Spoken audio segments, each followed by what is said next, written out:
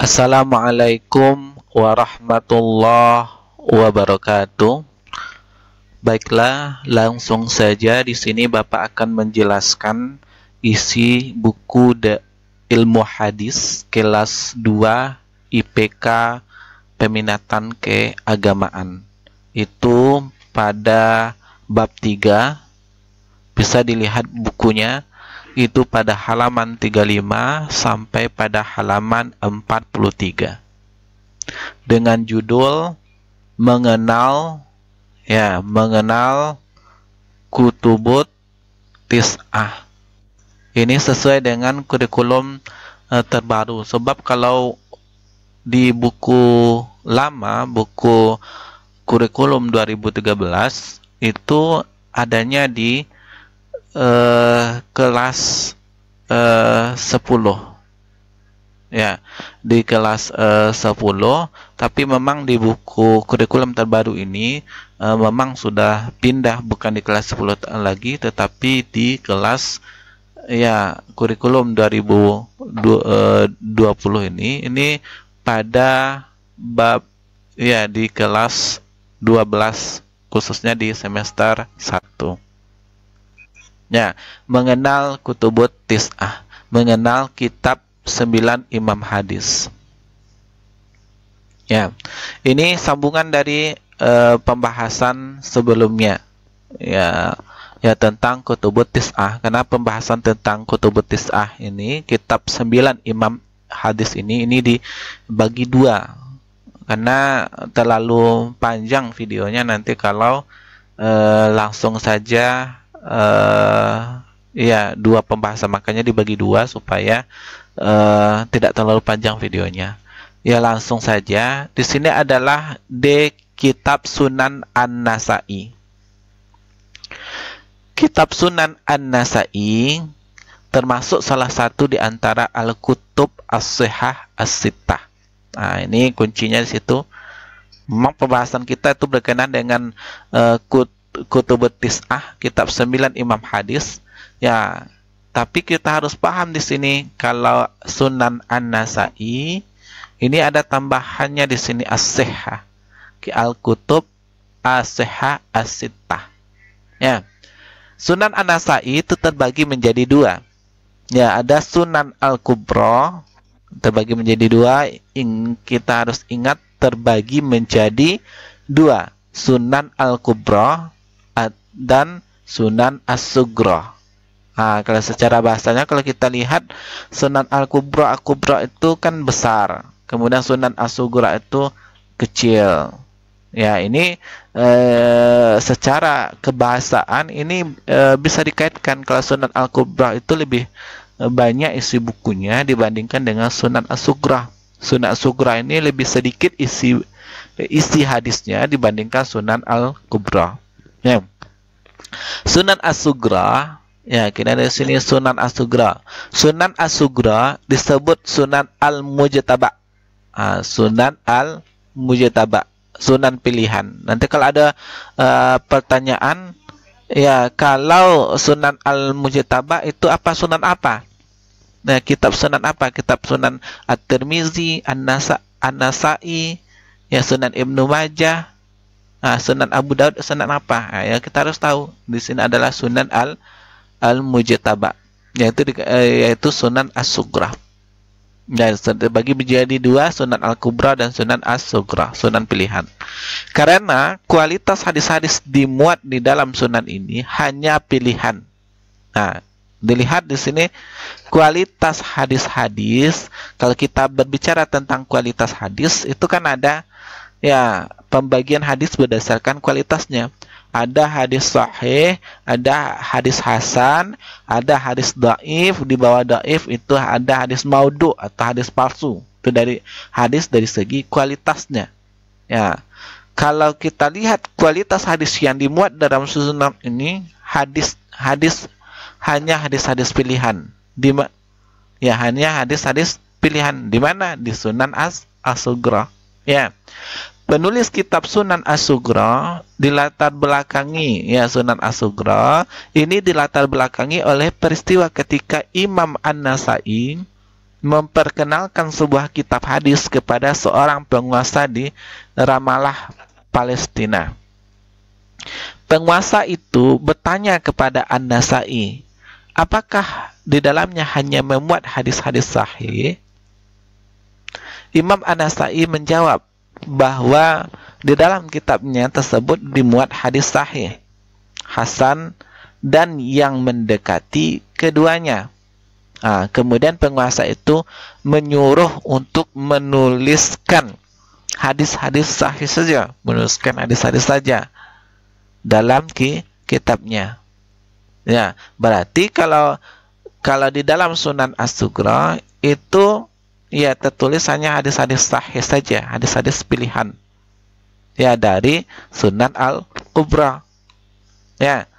Yang mana di dalam hadis As-Sughra ini hanya terdapat hadis-hadis sahih, tidak terdapat hadis hasan, tidak juga terdapat hadis yang mendekati keduanya. Ya. Kemudian Imam An-Nasai meneliti kembali hadis-hadis yang ada. Ya, artinya meneliti kembali, atau istilah di dalam ilmu hadis mentakrid kembali.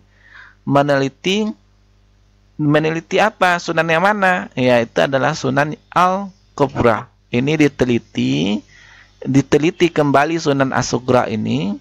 Ya, kemudian diseleksi, dipilih hadis-hadis sahih, dijadikan Sunan As-Sughra. Ya, diseleksi Sunan Al-Kubra, dipilih hadis-hadis sahih saja, karena Sunan As-Sughra Al-Kubra ini ada hadis sahih, ada hadis hasan, kemudian hadis mendekati keduanya. Kemudian diseleksi, diteliti ulang kembali oleh An-Nasai, dijadikan Sunan As-Sughra. Tetapi Sunan As-Sughra itu hanya hadis-hadis sahih saja yang ada di dalam kitabnya. Ya. Kemudian Imam An-Nasai meneliti kembali hadis-hadis yang ada pada kitab Sunan Al-Kubra. Di sini. Hasilnya kitab tersebut menjadi ramping. Ya, dinamakan Sunan As-Sughra. Makanya di Sunan As-Sughra ini hadisnya itu lebih sedikit dibandingkan Sunan Al-Kubra. Kenapa? Karena karena Sunan Al-Kubra ini diseleksi terlebih dahulu, kemudian yang hasan, kemudian yang mendekati keduanya itu dibuang, diambil yang hadis yang sahih saja. Makanya Sunan As-Sughra ini lebih ramping, artinya di sini lebih sedikit isinya dibandingkan dengan Sunan Al-Kubra. Karena karena isinya pilihan, kemudian dinamai pula Sunan Al-Mujtaba. Ya, karena pilihan, maka Sunan Al-Sughra ini juga ditamakan Sunan Al-Mujtaba. Apa Sunan Al-Mujtaba? Ini di sini Sunan pilih. Ini Sunan Al-Mujtaba ini adalah sunan pilihan. Ya, sunan pilihan. Maka kalau ada pertanyaan yang Sunan Al-Mujtaba ini, sunan pilihan ini yang mana? Apakah Sunan Al-Kubra atau Sunan As-Sughra? Maka jawabannya adalah Sunan As-Sughra. Inilah latar belakang kenapa Sunan As-Sughra ini disebut dengan Sunan Al-Mujtaba atau sunan pilihan. Kitab sunan yang kini berada di kalangan umat Islam adalah kitab Sunan As-Sughra. Artinya kitab yang kita pakai, kita lihat di perpustakaan Islam, ya, perpustakaan itu. Ya, kalau kita menemukan Sunan An-Nasai, itu adalah kitab Sunan As-Sughra. Ya, ini yang dimaksud kitab sunan yang kini berada di kalangan umat Islam adalah kitab Sunan As-Sughra, yang direwayatkan oleh Imam Abdul Karim An-Nasai, putra Imam An-Nasai. Ya, Imam Abdul Karim An-Nasai, putra Imam An-Nasai. Seorang ahli hadis yang meninggal pada tahun 344 Hijriah. Jumlah hadis yang terdapat dalam kitab Sunan As-Sughra, ya, menurut Abu Zahra sebanyak 5.761. Nah, ini diingat Ya, nanti kalau ada pertanyaan berapa jumlah, ya, berapa jumlah hadis yang terdapat di dalam kitab Sunan As-Sugra, Sunan An-Nasa'i yang ada di kalangan umat Islam. Karena ya, kalau ada pertanyaan di dalam kitab Sunan An-Nasa'i, ya, itu terdapat berapa hadis, berapa buah hadis. Nah, maka jawabannya ini 5761. Kenapa? Ya, karena kitab Sunan An-Nasa'i yang beredar di kalangan umat Islam pada saat ini disebut kitab Sunan As-Sugra. Sedangkan kitab Sunan As-Sugra ini, ya, itu isi hadisnya sebanyak 5761. Sedangkan sistematika susunannya mengikuti lazimnya sistematika bab fikih. Nanti kalau ada pertanyaan, bagaimana sistematika susunannya? Sistematika apa susunannya? Bagaimana cara penyusunan kitabnya? Karena sistematika susunan kitab itu, ya, banyak jenisnya, banyak macamnya. Nah, kalau kitab Sunan An-Nasa'i, kitab Sunan Al-Sugra ini menurut sistematika kitab fikih, makanya disebut dengan kitab Sunan. Apa itu kitab Sunan? Ya, kitab Sunan adalah kitab yang disusun berdasarkan sistematika kitab fikih. Nah, baik itu Sunan Abu Daud, Sunan An-Nasa'i, Sunan At-Tirmizi, ya, Sunan Ibnu Majah. Karena di belakangnya ada kata Sunan, maka sistematika susunannya itu berdasarkan kitab fikih, berdasarkan bab-bab fikih. Ya. Pada jilid 1 kita lihat, pada jilid 1 Sunan As-Sugra ini dimulai dengan kitab Taharah. Ya, cara-cara bersuci, yang membahas tentang tata cara bersuci, ditutup dengan kitab Al-Mawaqit yang menguraikan tentang waktu sholat. Nah, kitab ini meskipun menurut pengakuan penulisnya berisi hadis-hadis pilihan, ini kan pengakuan, ya, penulisnya Imam An-Nasa'i sendiri, dia kan mengakui bahwa hadis-hadisnya itu hadis-hadis pilihan, hadis al-mujtaba. Ya, tetapi penelitian selanjutnya, kitab ini meskipun menurut pengakuan menurut Imam An-Nasa'i sendiri itu berisi hadis-hadis pilihan, hadis-hadis mujtaba istilahnya, dan sahih semuanya, itu pernyataan penulisnya, pernyataan dari Imam An-Nasa'i sebelumnya. Namun di sini menurut para ahli hadis di sini maksudnya merupakan kitab Sunan setelah Sahihain. Ya, yang paling sedikit memuat hadis dhaif, dan para rawi yang majruh.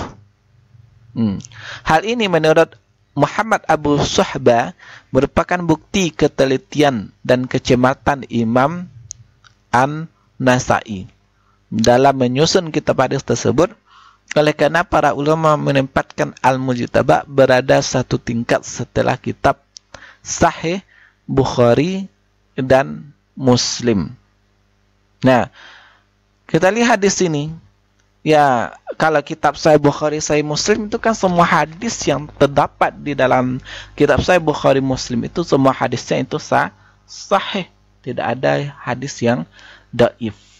Kalau hadis Sunan An-Nasa'i meskipun menurut pengakuan penulisnya itu semuanya hadis sahih, tetapi penelitian dilakukan kembali oleh para ahli ilmu hadis, ternyata masih ada ditemukan hadis-hadis dhaif meskipun jumlahnya itu ya sedikit, ya, dan para perawi majruh, ya, para perawi majruh, ya, majruh di sini adalah perawi yang kena jarah, yang kena cacat, bisa saja cacat dari segi keadilan atau cacat dari segi kedobitan, kurang kuat hafalan atau bagaimana. Pokoknya seorang yang meriwayatkan hadis ini terdapat cacatnya sehingga menyebabkan hadisnya itu menjadi dhaif. Karena rawi majruh ini menyebabkan hadisnya menjadi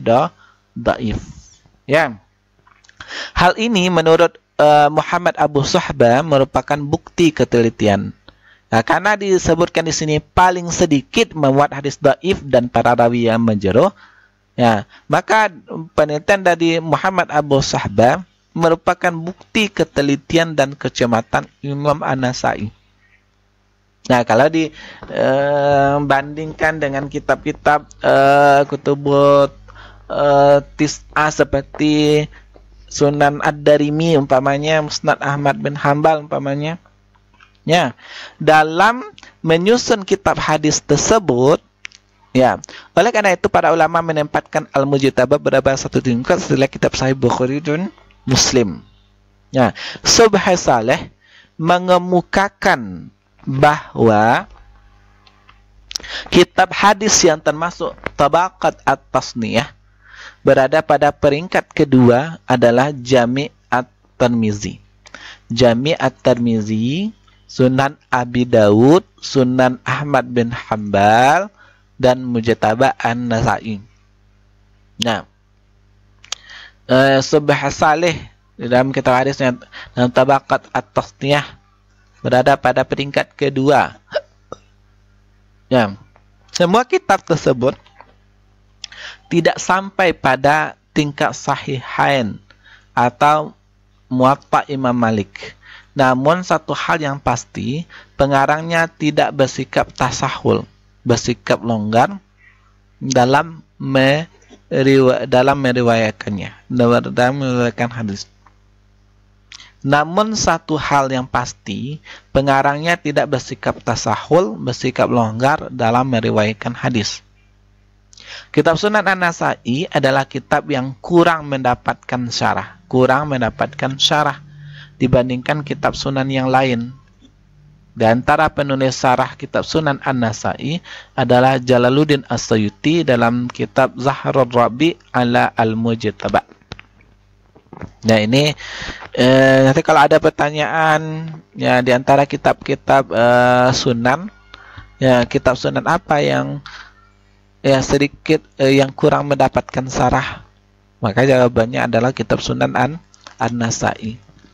Sebutkan siapa yang mensyarah kitab Sunan An-Nasai? Ya, jawabannya itu adalah Jalaluddin As-Suyuti. Apa judul kitabnya? Yaitu kitab Zahrul Rabi' ala Al-Mujtaba. Nah, bagaimana sikap Imam An-Nasai? Ya, sikapnya adalah bahwasannya kalau menurut para ulama, sikap Imam An-Nasai itu tidak bersikap tasahul. Apa maksud Imam An-Nasai tidak bersikap tasahul? Ya, Imam An-Nasai tidak bersikap longgar dalam meriwayatkan hadis. Nah, ini maksudnya. Kemudian yang ya kita lanjut kepada kitab Jami atau Sunan At-Tirmizi. Salah satu karya besar Imam At-Tirmizi adalah Sunan At-Tirmizi. Kitab hadis karya beliau ini termasuk unik. Paham di situ? Ada yang menyebutnya Al-Jami, lengkap Al-Jami At-Tirmizi. Ya, kedua sebutan ini sah karena masing-masing memiliki argumen yang kuat. Disebut Al-Jami karena temanya tidak hanya persoalan fikih. Nah, paham di sini? Temanya tidak hanya persoalan fikih. Ya, nanti kalau ada pertanyaan, ya bagaimana dengan ya kitab apa di antara kitab Sunan At-Tirmizi, Sunan An-Nasai, Sunan Ibnu Majah, Sunan Abu Daud, ya mana di antara kitab ini yang disebut dengan kitab Al-Jami'? Pertanyaannya adalah kitab Sunan At-Tirmizi. Karena kitab Sunan At-Tirmizi juga disebut dengan Al-Jami' At-Tirmizi. Apa alasannya? Kalau ada pertanyaan seperti itu, kenapa kitab Sunan At-Tirmizi ini dikatakan sebagai kitab Al-Jami'? Nah, jawabannya ini jelas di sini. Karena temanya tidak hanya persoalan fikih, melainkan mencakup persoalan-persoalan yang memenuhi kriteria kitab Al-Jami'. Ya, makanya samakan kitab Al-Jami' disamakan dengan kitab Al-Jami' As-Sahih Al-Bukhari. Itu dari segi ya sistematika penulisannya, dari segi isinya, ya sama-sama jami'. Jangan dipahami dari segi kualitas gitu ya. Kemudian ada 8 tema. Ada 8 tema yang minimal harus tercantum di dalam sebuah kitab jami'. 8 tema itu adalah kalau kita lihat kitab Jami' As-Sahih Al-Bukhari, kitab Jami' As-Sahih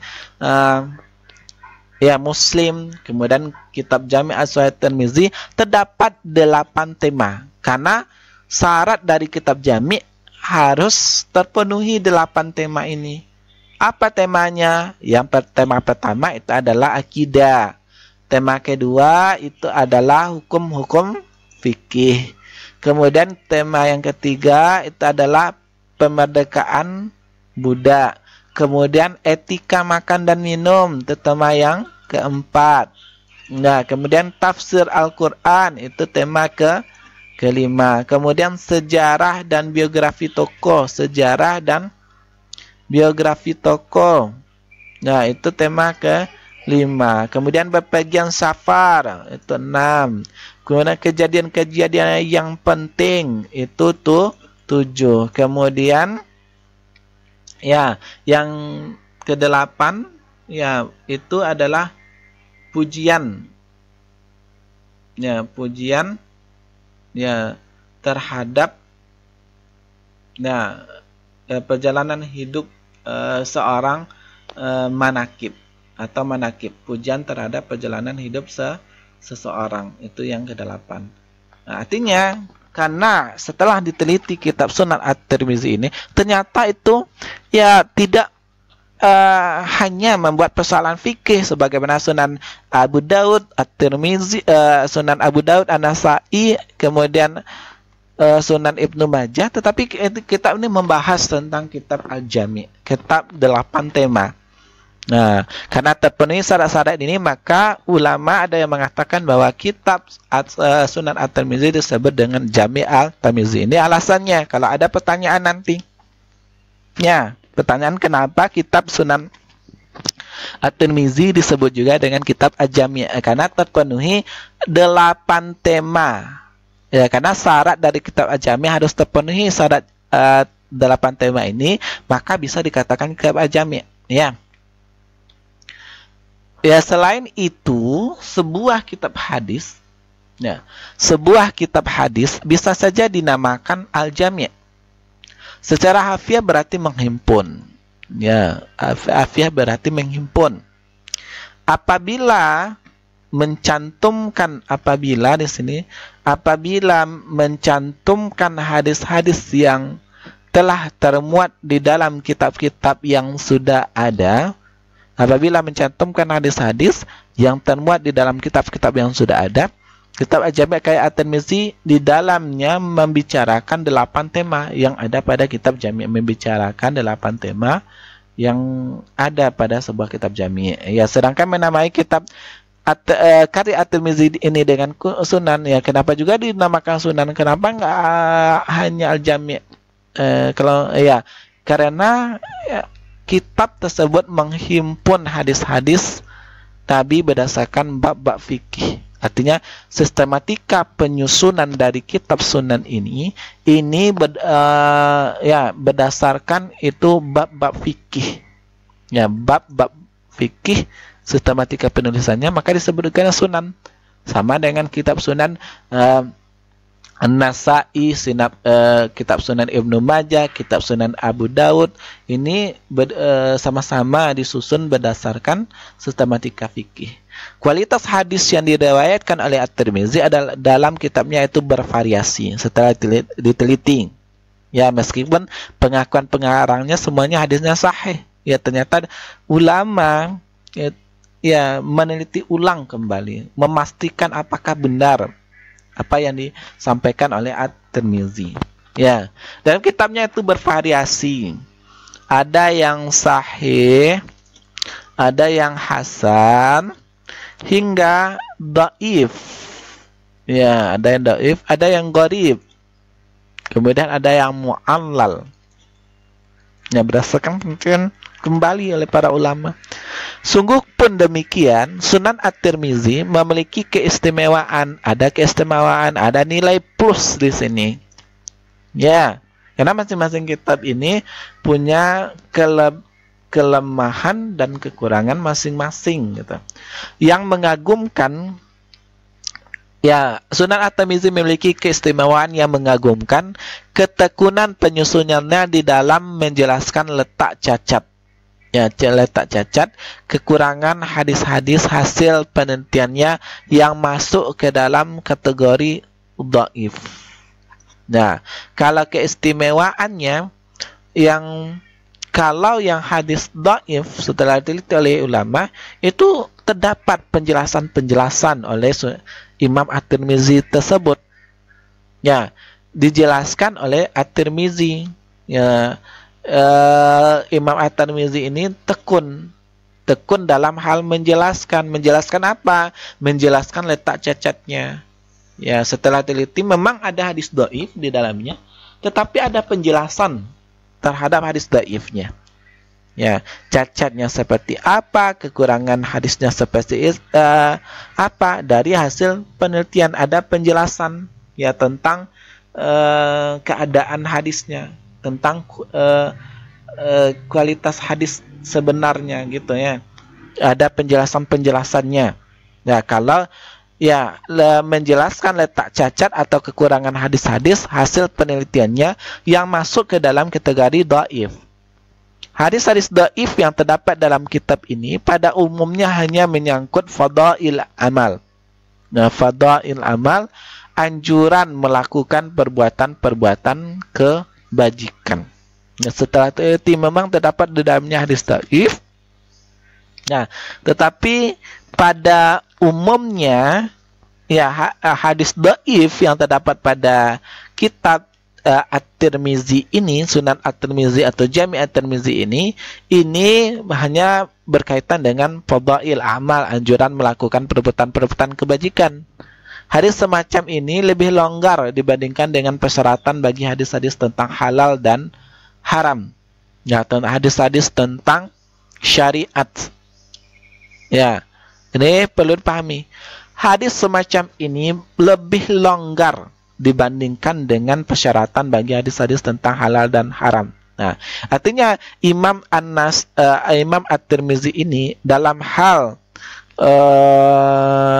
menentukan hadis-hadis tentang halal dan haram, hadis-hadis tentang syariat itu lebih ketat dibandingkan dengan hadis-hadis yang berkaitan dengan fadail amal, anjuran melakukan perbuatan.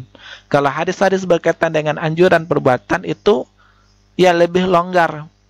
Nah, dalam hal persyaratannya dibandingkan dengan hadis-hadis tentang halal dan haram atau tentang syariat.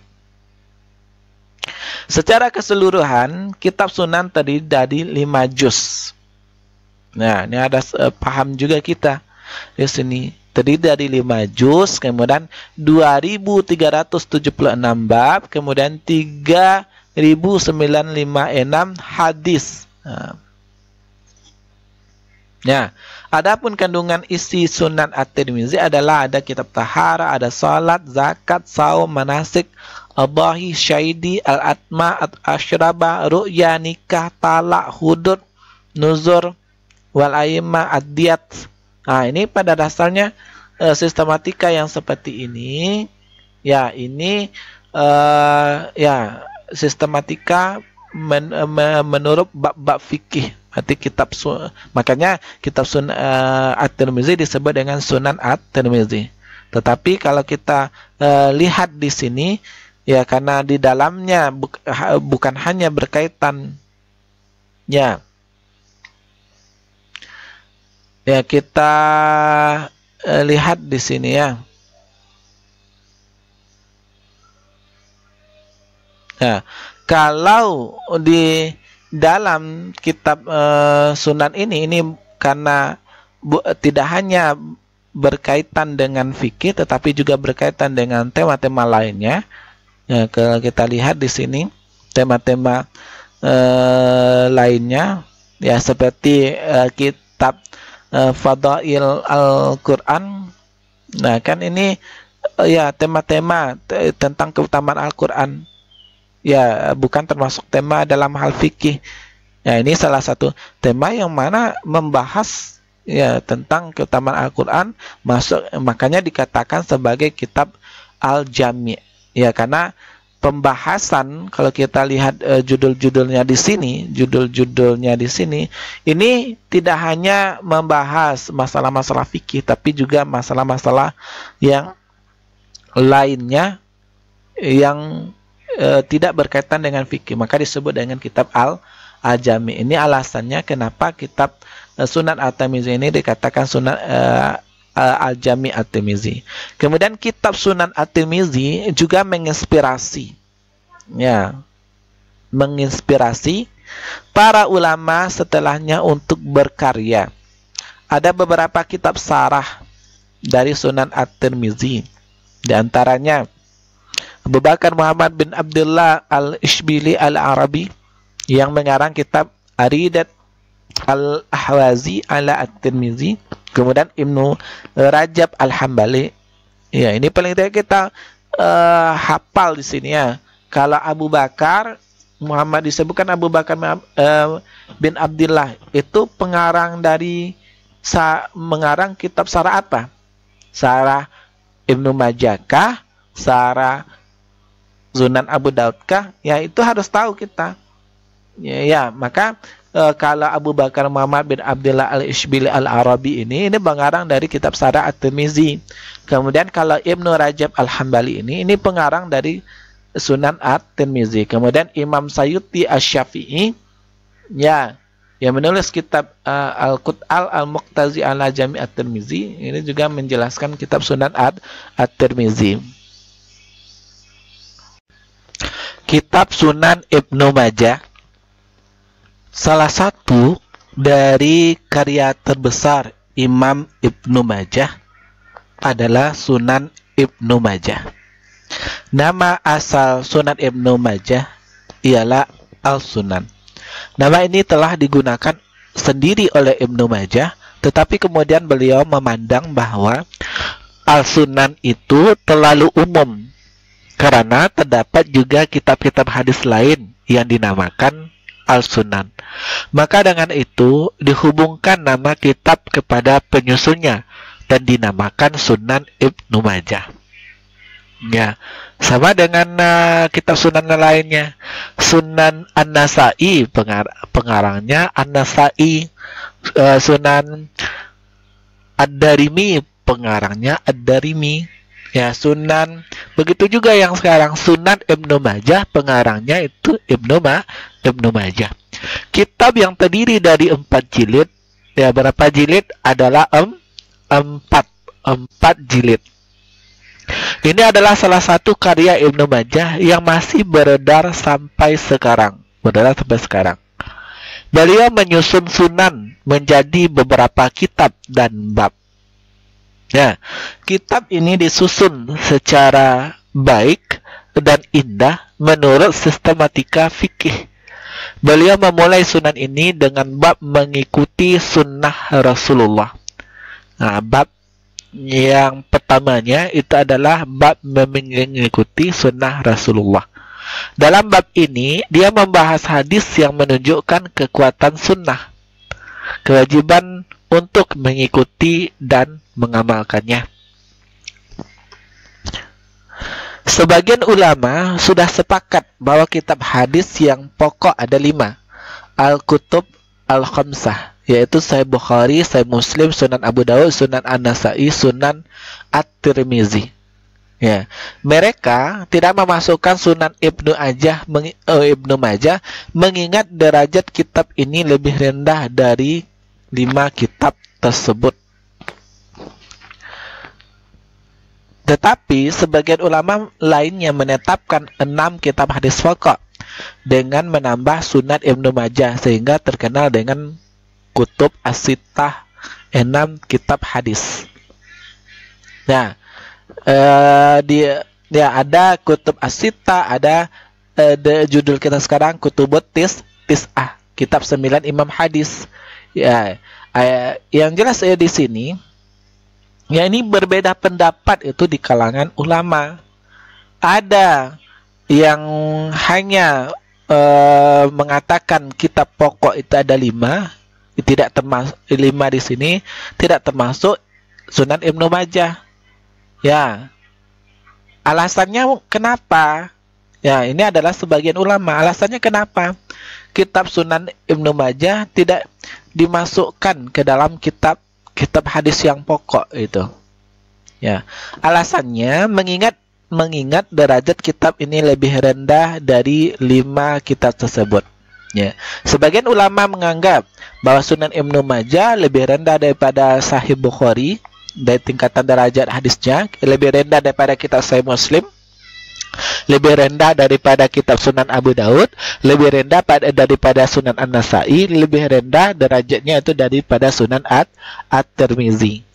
Nah, maka sebagian ulama di sini tidak memasukkan Sunan Ibnu Majah ya dengan alasan tersebut, mengingat derajat hadis yang lebih rendah. Ya, tetapi sebagian ulama yang lain menetapkan 6 kitab hadis. Ya, udah sebagian ulama lain. Nah, ini kan perbedaan pendapat di kalangan ulama. Sebagian ulama yang menetapkan 6 kitab hadis pokok, menambah Sunan Ibnu Majah sehingga terkenal dengan kutub at-tis'ah, 6 kitab hadis. Ulama pertama yang menjadikan kitab Sunan Ibnu Majah sebagai kitab ke-6 adalah Al-Hafiz Abdul Fatli Muhammad bin Tahir Al-Maqdisi, wafat 507 Hijriah, dalam kitabnya Al-Atraf Al-Kutub As-Sittah. Ya, dan dalam risalahnya Syurut Al-A'immah As-Sittah. Pendapat ini kemudian diikuti oleh Al-Hafiz Abdul Ghani bin Al-Wahid Al-Maqdisi dalam kitabnya Al-Ikmal fi Asma'ur Rijal. Pendapat mereka inilah yang diikuti oleh sebagian besar ulama. Sampai sekarang itu dikenal dengan kutub As-Sittah, termasuk di dalamnya kitab Sunan Ibnu Majah. Ya. Mereka memasukkan Sunan Ibnu Majah sebagai kitab ke-6. Nah, kutub Sittah. Ya, tetapi tidak memasukkan Al-Muwatta Imam Malik, padahal kitab ini lebih sahih daripada kitab milik Ibnu Majah. Hal ini dikarenakan dalam Sunan Ibnu Majah banyak terdapat hadis yang tidak tercantum dalam kutub Al-Khamsah. Sedangkan hadis yang terdapat di dalam Al-Muwatta seluruhnya sudah termasuk dalam kutub Al-Khamsah. Sebenarnya derajat Al-Muwatta lebih tinggi dari Sunan Ibnu Majah. Kalau kita lihat ya susunan kitab hadis, Al-Muwatta ini termasuk ya kitab yang nomor 7. Ya, tapi yang penting yang perlu kita pahami, bukan berarti meskipun secara umum ulama dia peringkatnya nomor 7, yang nomor 6 itu kitab Ibnu Majah, ya tetapi di sini dari segi ya derajatnya Muwatta itu lebih tinggi daripada Ibnu Majah dari segi tinggi derajat, dari segi kualitas hadis di dalamnya. Nanti kita pahami.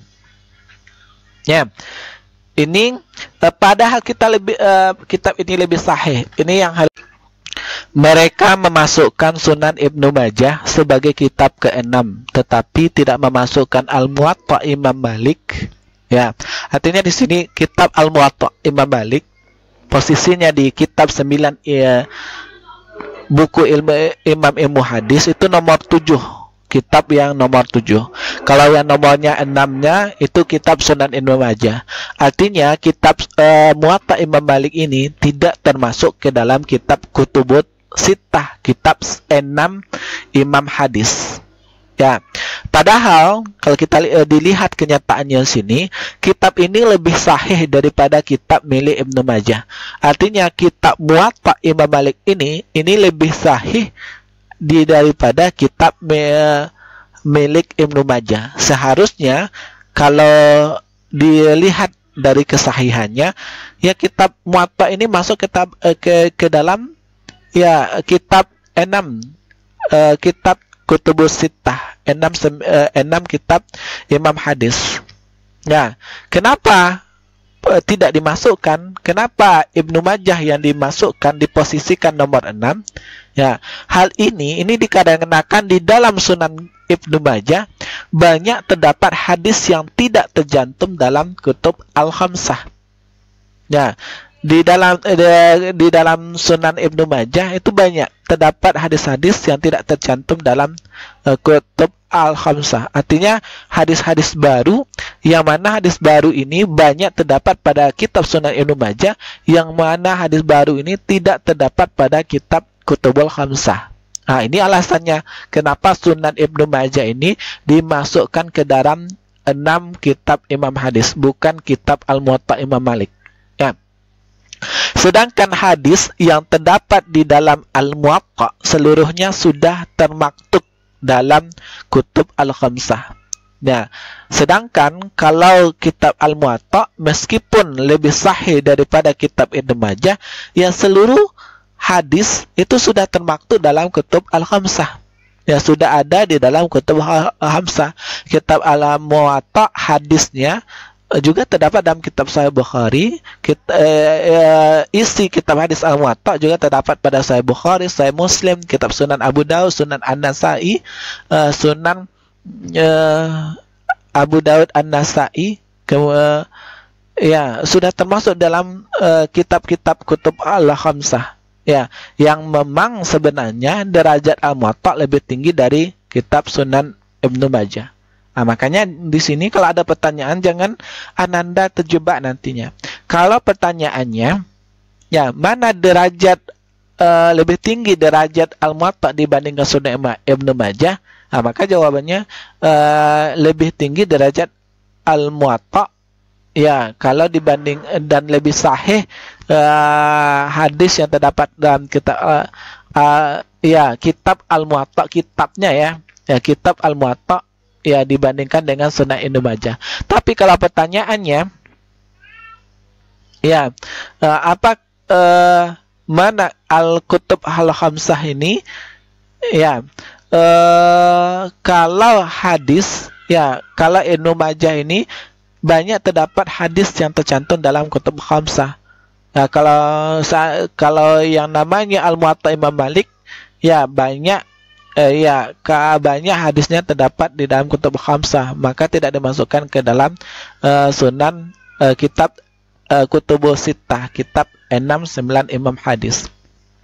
Sunan Ibnu Majah merupakan karya terbesar beliau. Dalam kitabnya Ibnu Majah telah meriwayatkan sebanyak 4.000 buah hadis. Seperti yang diungkapkan Muhammad Fuad Abdul Baqi, penulis buku Mu'jam Al-Mufahrras li Alfaz Al-Quran, Indeks Al-Quran, jumlah hadis dalam kitab Sunan Ibnu Majah sebanyak 4.241 buah hadis. Sebanyak 3.002 diantaranya termaktub dalam 5 kitab kumpulan hadis yang lain. Ya, bukan hanya, artinya di sini jumlah dalam kitab Sunan Ibnu Majah ini 4.241. Ini nomor cantik di sini, mudah kita hafal, 4241. Ya, kalau dan sebanyak 3.002 diantaranya termaktub dalam 5 kitab kutub hadis. Nah, ini kita lihat ya 3.000 diantara 4.204 ini ada 3.002 hadisnya itu terdapat dalam kitab terdapat dalam 5 kitab kutub hadis. Ada 3.002 yang terdapat pada kitab Sahih Bukhari, Sahih Muslim, Sunan ya Abu Daud, Sunan An-Nasai, Sunan At-Tirmizi. Ya, ia bukan hanya melingkupi hukum Islam, malah turut membahas masalah-masalah akidah, muamalat. Meskipun Ibnu Majah disebut dengan kitab Sunan, Ya, kategori kitab sunan, tetapi tetap di dalam kitab Sunan Ibnu Majah ini dibahas tentang masalah-masalah akidah dan masalah-masalah muamalah. Sunan Ibnu Majah berisi hadis sahih, hasan, dhaif, bahkan hadis mungkar dan maudhu meskipun jumlahnya kecil. Karena terdapat hadis dhaif, mungkar dan maudhu terdapat pada kitab Sunan Ibnu Majah, maka ini diposisikan ke nomor 6 dibandingkan dengan Sunan Abu Daud, Sunan An-Nasai, kemudian Sunan At-Tirmizi. Posisinya terakhir dari kitab-kitab Sunan yang 3 ini. Ya, kitab meskipun jumlahnya kecil karena terdapat hadis mungkar dan terdapat hadis maudhu. Seperti sunan yang lain, Sunan Ibnu Majah juga disarahkan oleh beberapa orang ulama yang terkenal. Di antaranya disarah oleh Jalaluddin As-Suyuti, sarahnya Al-Misbah Az-Zujajah ala Sunan Ibnu Majah. Kemudian Asy-Syaikh Sirajuddin Umar bin Ali Al-Mulqan As-Safi'i, sarahnya dinamakan Ma Tamasa Ilaihi Al-Hajat ala Sunan Ibnu Majah.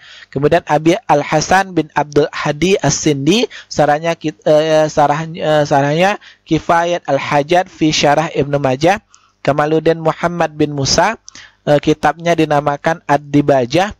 Abdul Ghani Ad-Dihlawi, sarahnya dinamakan Injah Al-Hajat. Musnad Ahmad. Kitab Musnad Ahmad merupakan salah satu karya monumental Imam Ahmad di bidang hadis yang masih menjadikan rujukan dalam berbagai persoalan umat hingga saat ini. Kitab ini ditulis pada permulaan abad 3 Hijriah, sebagaimana disebutkan dalam sejarah bahwa awal abad 3 Hijriah memang sudah dimulai adanya usaha untuk membersihkan hadis-hadis dan fatwa-fatwa ulama yang tidak termasuk hadis. Ya, kitab Musnad Ahmad ini menjadi rujukan berbagai persoalan ini Imam hingga saat ini. Karena apa? Karena sangat banyak hadis-hadis yang terdapat pada kitab Musnad Ahmad bin Hambal. Menurut sebagian ulama, derajat kitab ini berada di bawah kitab Sunan. Adapun peringkat pertama ditempati Sahih Bukhari, Imam Muslim, Sahih Muslim karya Imam Muslim, dan Al-Muwatta karya Imam Malik. Artinya di sini Musnad Ahmad bin Hambal ini, kalau ada kalau kita lihat Kutubut Tis'ah, kitab 9 Imam Hadis, itu posisinya Musnad Ahmad bin Hambal di sini ini posisinya nomor 8.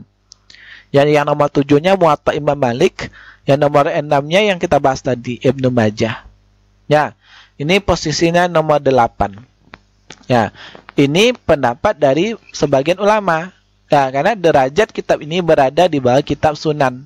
Ya, kitab ini melengkapi dan menghimpun kitab-kitab hadis yang ada sebelumnya dan merupakan satu kitab yang dapat memenuhi kebutuhan muslim dalam hal agama dan dunia pada masanya.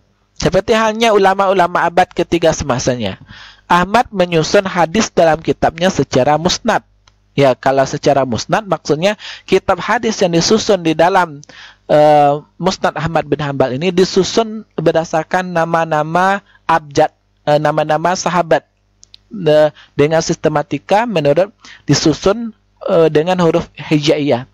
Artinya umpamanya Ali bin Abi Thalib, kemudian ya Utsman bin Affan, ya itu disesuaikan yang mana yang terlebih dahulu, ya Ali atau Utsman umpamanya. Itu disusun berdasarkan huruf abjad hijaiyah. Abata saja.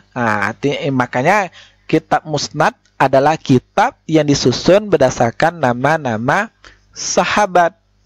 Ya, sesuai abjad hijaiyah. Ya. Hadis-hadis yang terdapat dalam Musnad tersebut tidak semua riwayat Ahmad.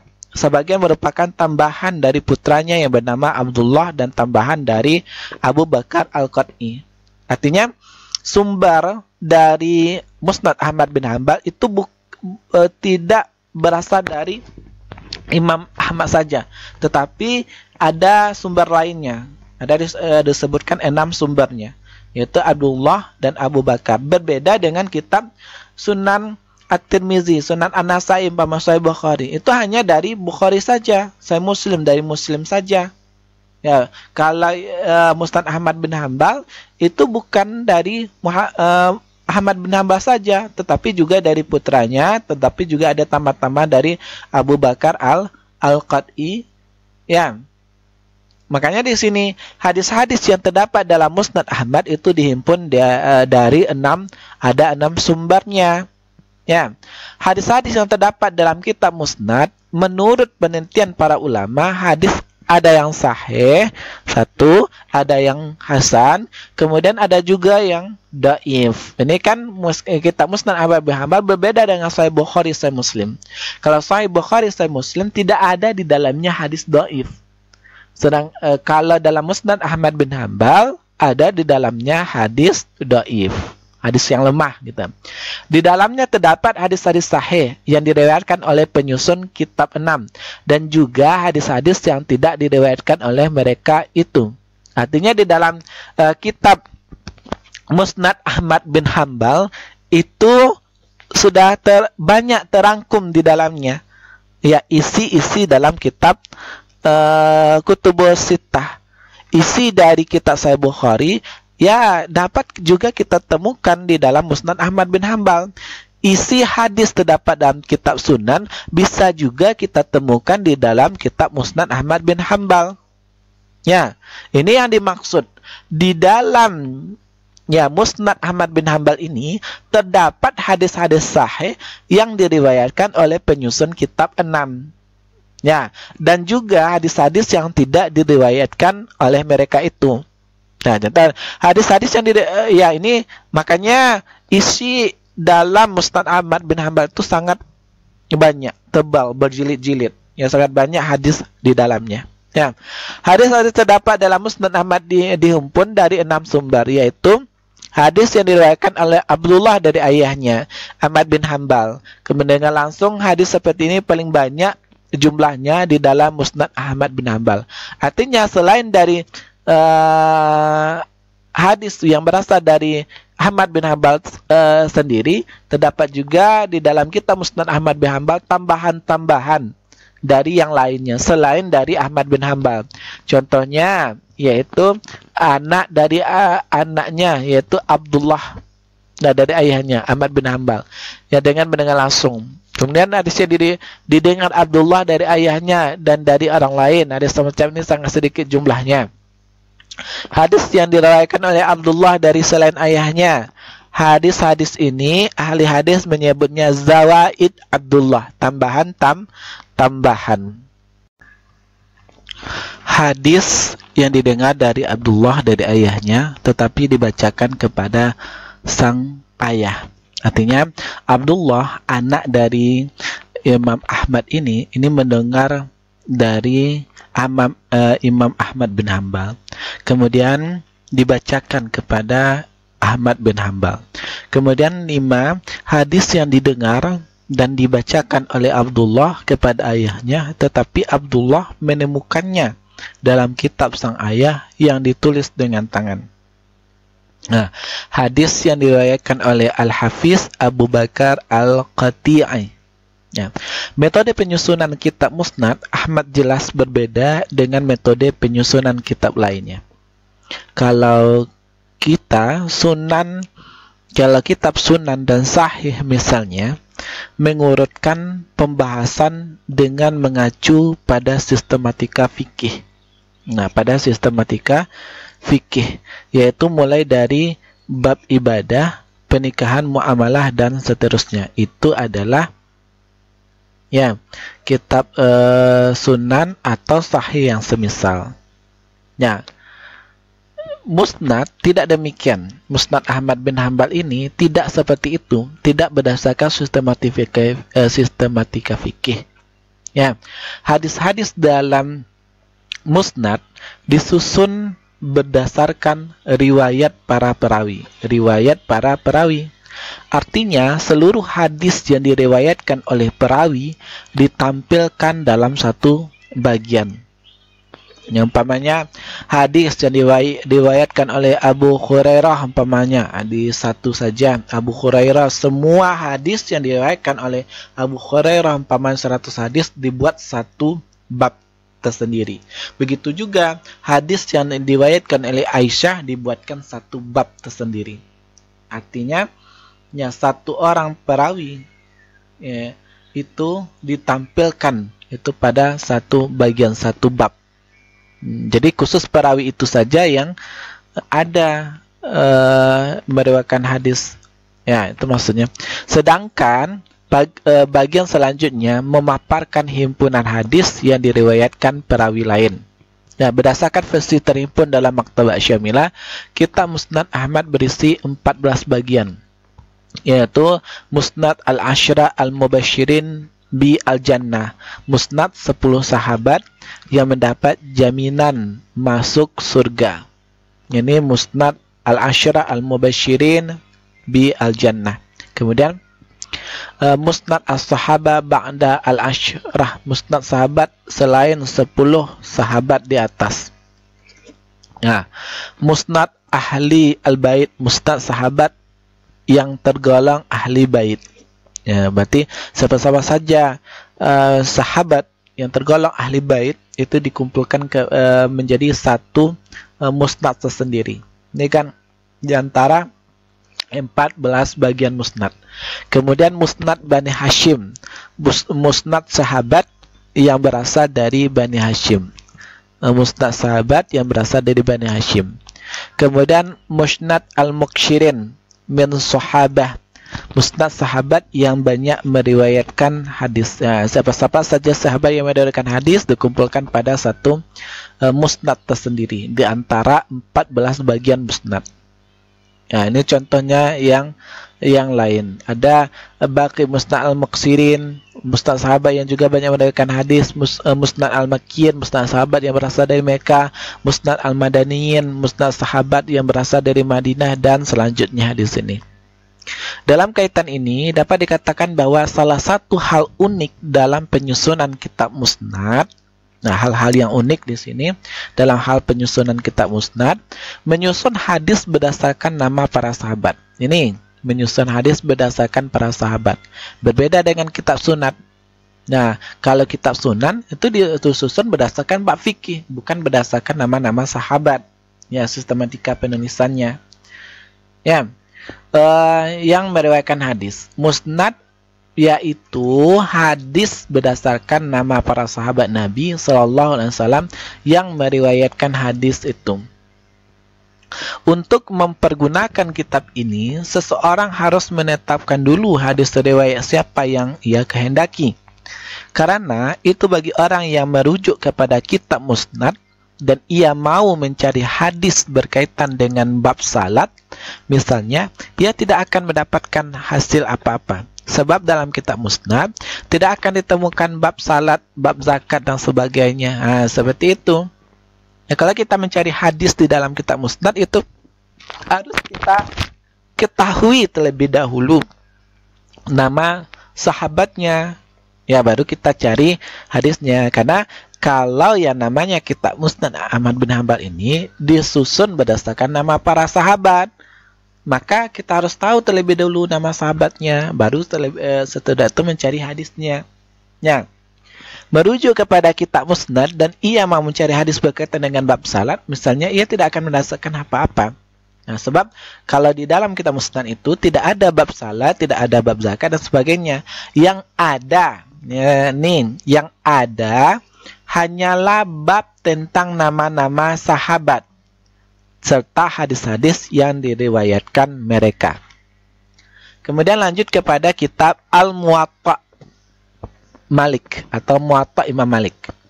Kitab ini dikarang oleh Abu Abdullah Malik bin Anas bin Malik bin Abu Amir bin Al-Harith bin Ghaiman bin Husain bin Amr bin Harith Al-Asbahi Al-Madani yang lebih dikenal dengan Imam Malik.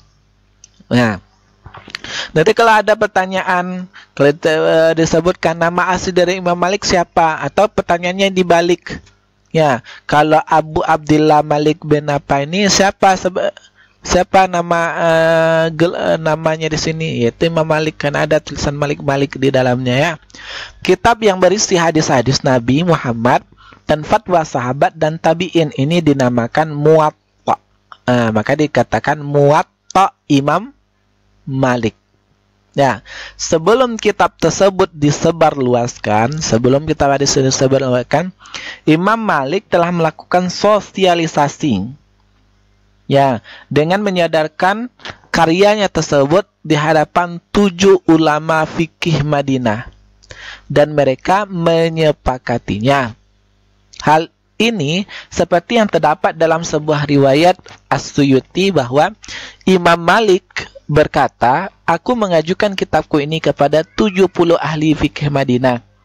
Mereka semua setuju dengan kitabku. Maka aku namainya dengan Al-Muwatta." Ya, karena 70 ahli fikih yang ada di Madinah. Karena kalau kita ketahui dalam sejarahnya memang Imam Malik ini ya tinggal di Madinah.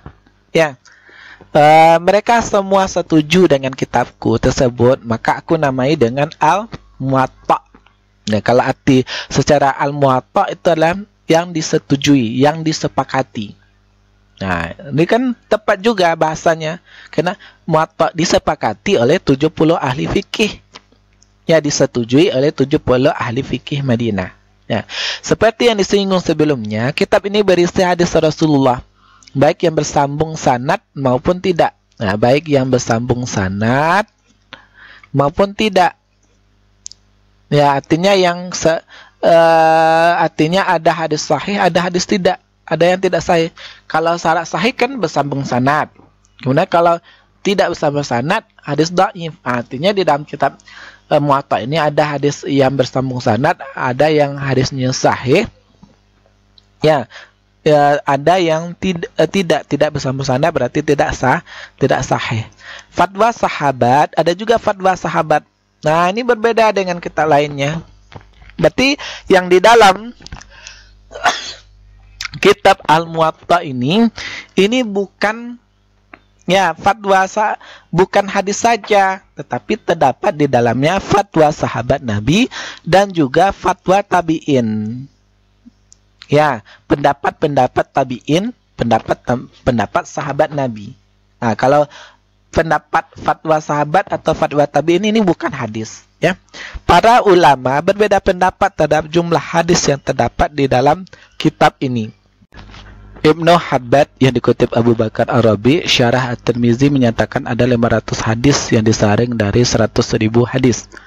Abu Bakar Al-Absari berpendapat ada 1.726 hadis dengan perincian 600 musnad, 222 mursal, 613 mauquf dan 285 fatwa sahabat. Artinya kalau kita lihat di sini, ini hadis yang terdapat pada kitab Musnad Ahmad bin Hanbal itu bercampur.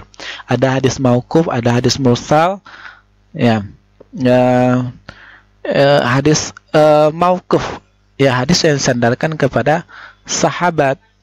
Ya, Al-Harasi dalam Ta'lika fi Al-Usul mengatakan kitab Malik memuat 700 hadis dari 9.000 hadis yang telah disaring. Abu Hasan bin Fahad dalam Fadail mengatakan ada 10.000 hadis dalam kitab Al-Muwatta. Arnold John Wensik menyatakan dalam Al-Muwatta ada 1617 hadis. Muhammad Fuad Abdul Baki mengatakan Al-Muwatta berisi 1424 hadis. Nah, kita lihat ini adalah merupakan perbedaan pendapat ulama tentang jumlah hadis yang terdapat di dalam kitab Muwatta Imam Malik. Inilah bentuk perbedaannya. Itu bisa dilihat bukunya pada halaman 40. Ya, metode yang dipakai dalam metode pembukuan hadis berdasarkan klasifikasi hukum Islam fikih dengan mencantumkan hadis-hadis yang bersumber langsung dari Nabi Sallallahu Alaihi Wasallam. Ya, yang disebut dengan marfu dan yang bersumber dari sahabat Nabi Muhammad Sallallahu Alaihi Wasallam yang disebut mauquf ataupun yang berasal dari tabi'in.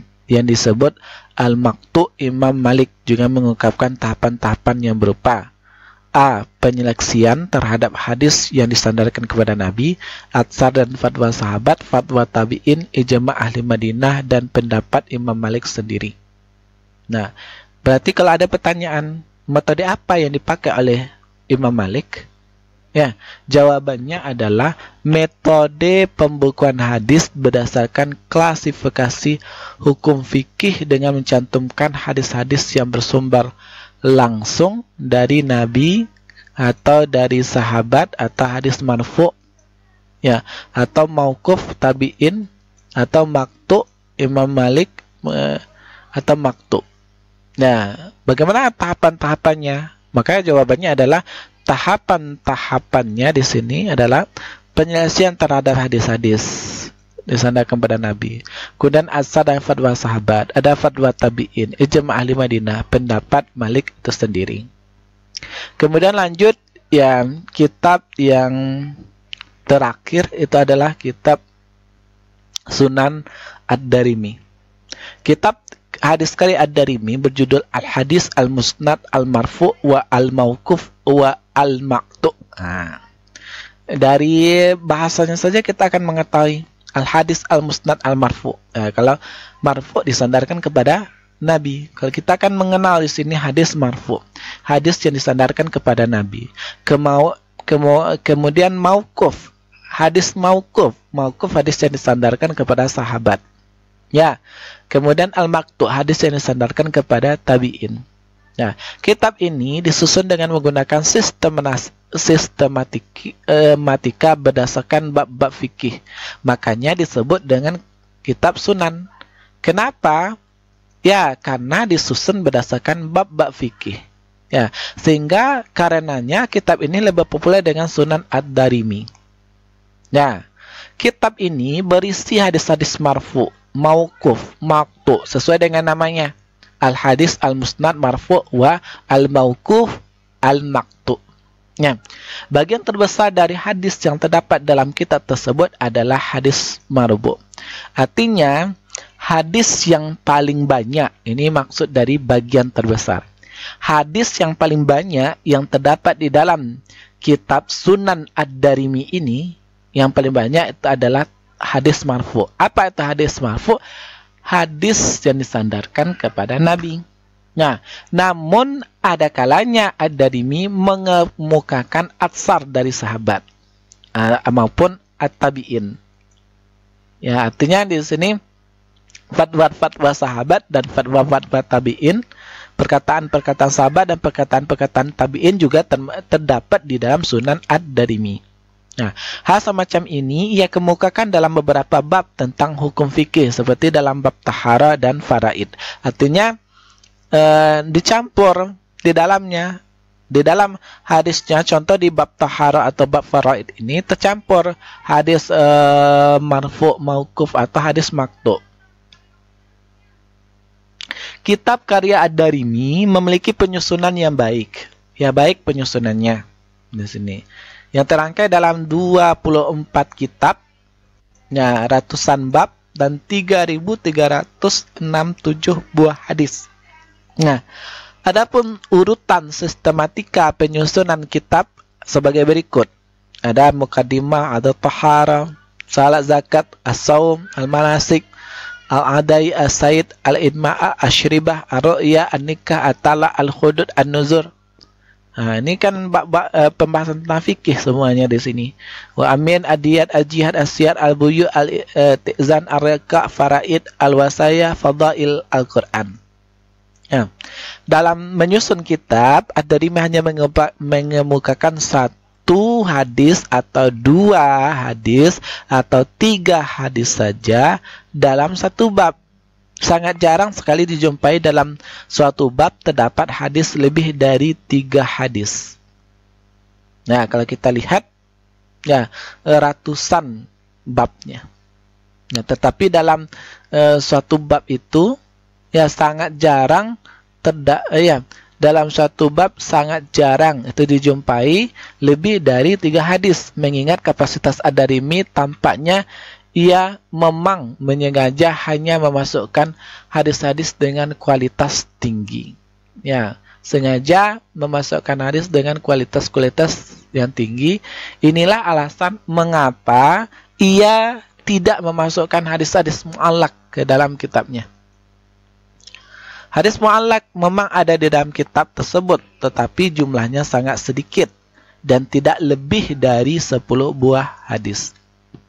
Sunan Ad-Darimi mendapatkan perhatian dari para bahisin dalam ilmu hadis, terlebih pasca munculnya Al-Mu'jam Al-Muhfaras li Alfaz Al-Hadis, kamus alfabetis untuk lafaz-lafaz hadis, di mana Sunan Ad-Darimi menjadi salah satu rujukan mu'jam tersebut, sehingga jika disebut Al-Kutub At-Tis'ah bukan Al-Kutub As-Sittah, maka kitab ini akan masuk ke dalamnya.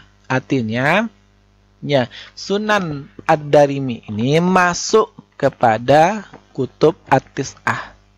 Berbeda nanti dengan kitab At-Tabrani. Ya, kitab At-Tabrani. At-Tabrani itu kan kitab hadis juga, tetapi tidak masuk dalam Kutub At-Tis'ah. Ya, yang masuk dalam Kutub At-Tis'ah salah satunya dengan peringkat yang terakhir ini adalah kitab Ad-Darimi. Ya, nomornya nomor yang ke-9. Nomor 8 ya Musnad Ahmad bin Hambal. Kemudian nomor 7 ya itu ya Muwatta Imam Malik. Baru nomor 6 Ibnu Majah. Kemudian 4 kitab Sunan, kemudian kitab Sahih Bukhari, Muslim. Di peringkat pertama itu Sahih Bukhari. Yang ke-9 inilah yang posisi terakhir. Ini adalah kitab Ad-Darimi. Ad-Darimi menyusun kitab ini berdasarkan sistematika yang digunakan oleh penyusun-penyusun kitab fikih, sehingga tidak bias dihindari adanya pengulangan penyebutan hadis. Akan tetapi Ad-Darimi berusaha agar pengulangan hadis tidak terjadi. Apabila pengulangan ini terjadi dalam bab yang sama, Ad-Darimi akan mengupakan hadis yang lain menjadi mutabi'nya, atau hadisnya menjadi penguat. Ya, mengulang terjadi bab yang sama. Artinya di sini ada usaha dari Ad-Darimi supaya hadis ini tidak terulang. Nah, kalau seandainya terjadi pengulangan pada bab yang sama, Ad-Darimi akan mengukakan hadis lain yang menjadi mutabi'nya. Kalau ada pengulangan di bab yang sama, umpamanya hadisnya, jadi Ad-Darimi itu mengupakan hadis-hadis penguat lainnya. Artinya hadis-hadis baru yang untuk menguatkannya. Nah, maka hadis mutabi'nya itu yang dimaksud. Atau mengemukakan hadis lain yang memiliki ziyadah pada matanya. Nah, akan tetapi apabila pengulangan tersebut terjadi pada bab yang berbeda,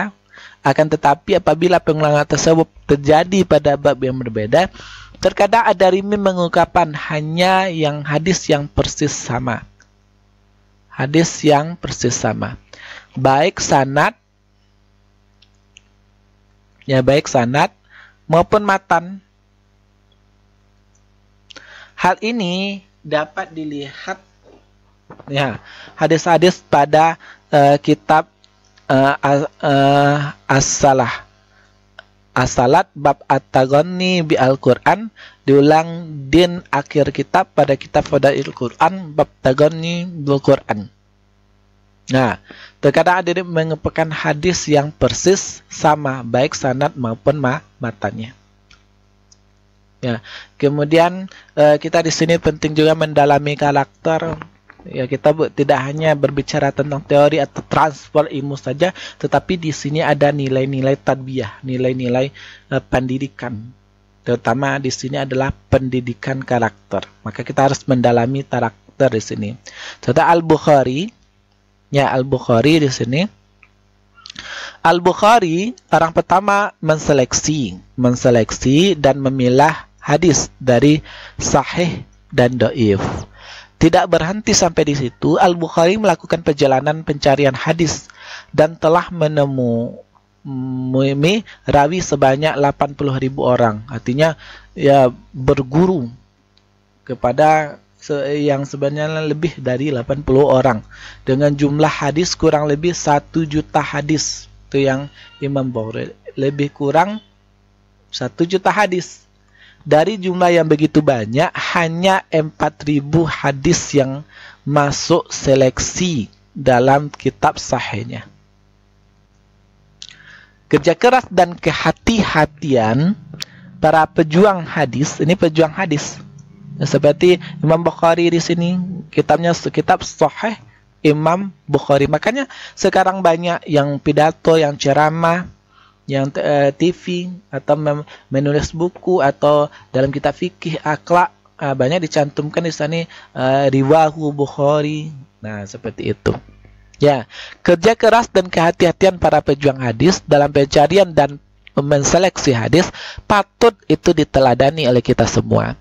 Di saat kondisi generasi ini semakin malas, ya intinya kita jangan ya menjadi teladan bagi kita apa yang dilakukan oleh Bukhari di dalam kehidupan kita.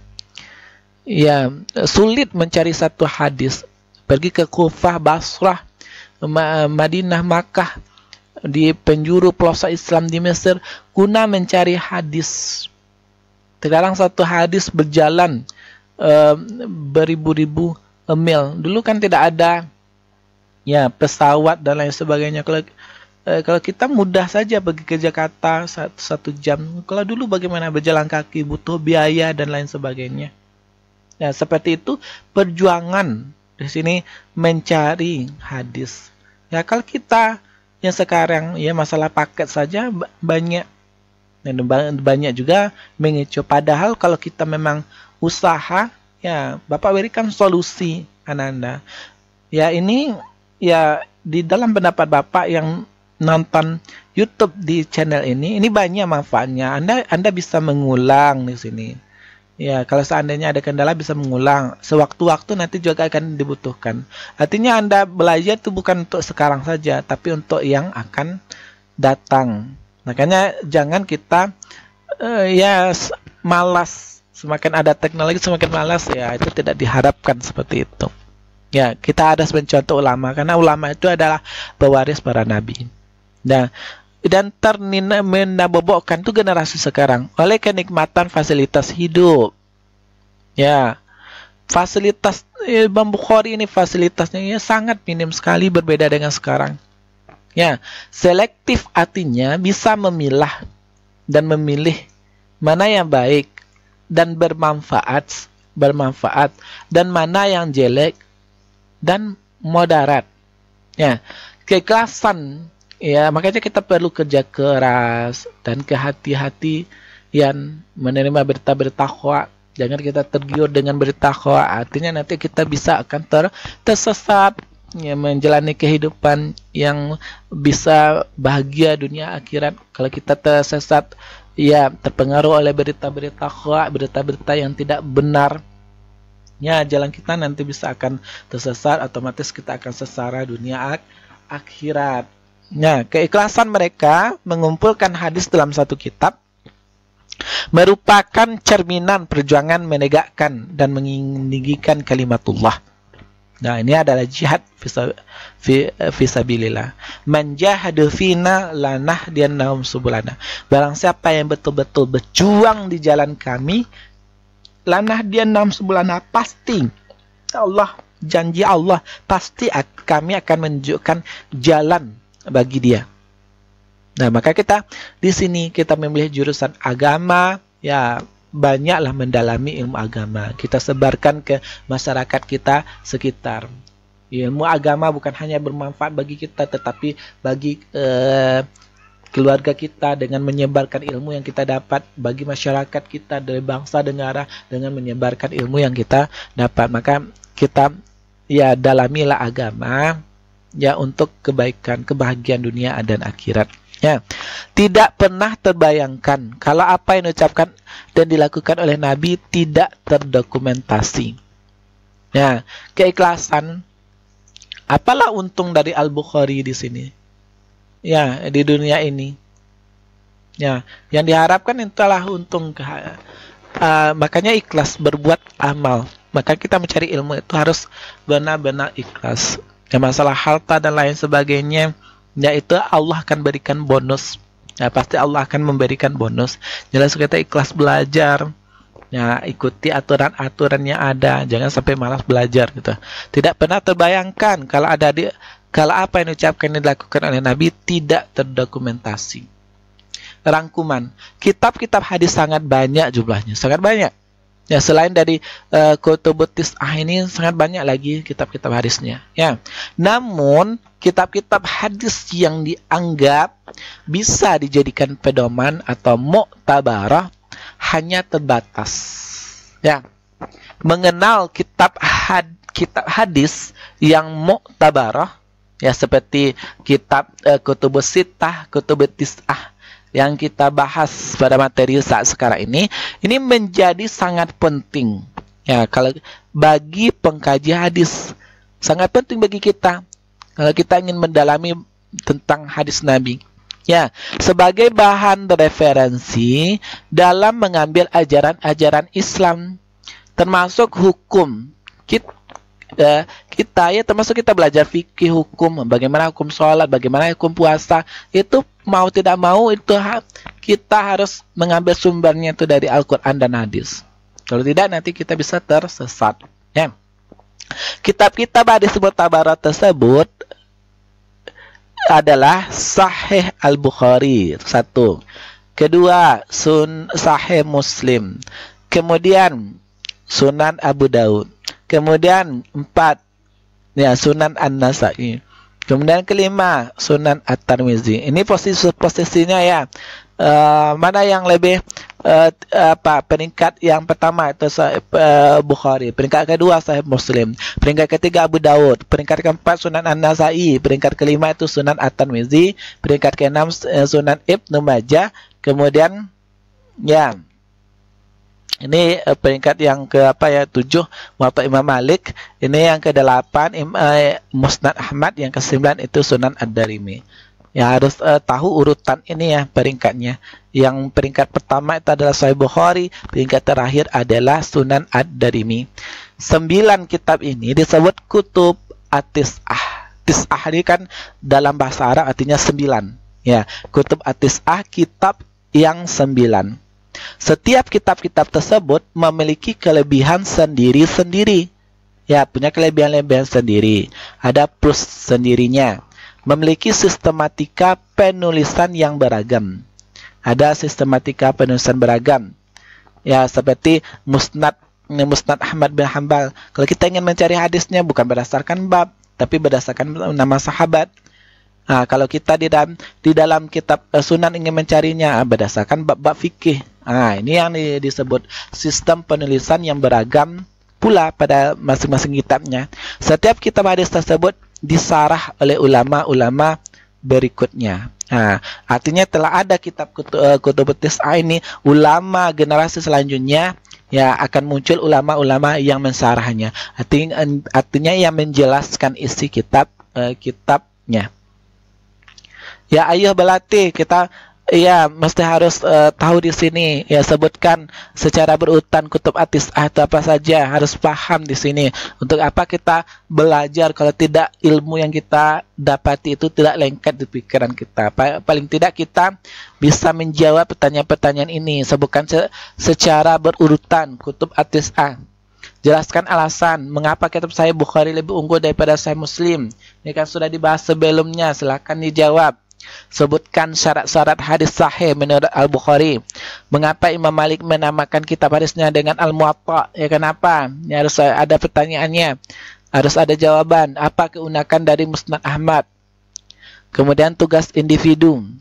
Ya, tugas-tugas ini kalau ini terakhir ya, bukan sekarang itu dikerjakan. Terakhir nanti itu Bapak akan perintahkan itu untuk mengerjakan tugas-tugas.